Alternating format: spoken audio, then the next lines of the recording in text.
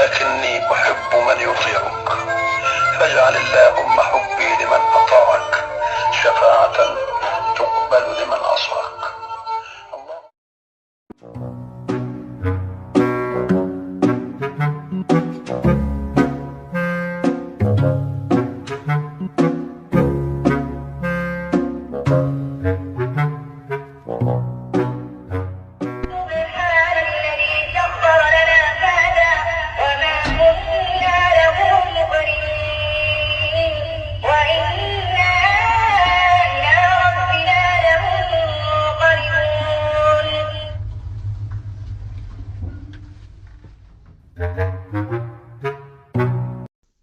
وأحب أستغل المناسبة السعيدة دي وأتكلم باسم الجميع وأكرم أحمد نظمي، الموظف المثالي لليوم المثالي.